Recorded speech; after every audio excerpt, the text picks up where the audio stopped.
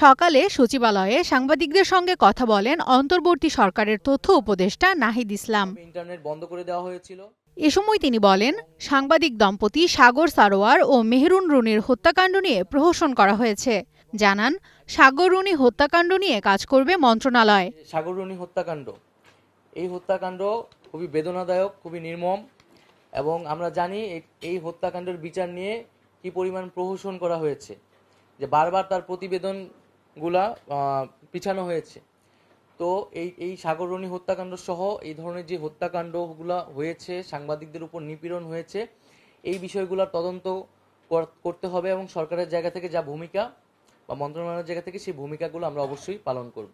স্বাধীন গণমাধ্যম কমিশনের কথা প্রাথমিকভাবে ভাবা হচ্ছে জানিয়ে তিনি বলেন, সাংবাদিকদের সঙ্গে আলোচনা করে তা ঠিক করা হবে।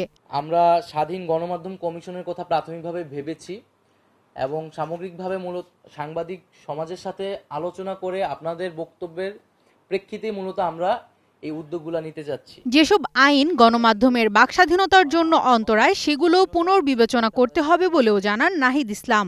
বিভিন্ন ধরনের আইন এবং বিধিনিষেধ রয়েছে, যেগুলো নিয়ে সমালোচনা রয়েছে।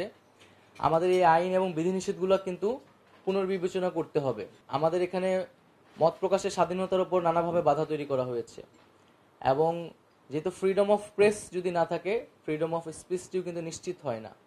তো সেই জায়গায় কিন্তু গণমাধ্যমের স্বাধীনতা নিশ্চিত করতে আমাদের কাজ করতে হবে। বিদ্যমান যেই আইন এবং বিধিনিষেধগুলো আছে, সেগুলোতে যদি সংস্কার আনার প্রয়োজন মনে করা হয়, সেগুলো আপনাদের সাথে আলোচনার মাধ্যমে আমরা এই বিষয়ে উদ্যোগ নিব।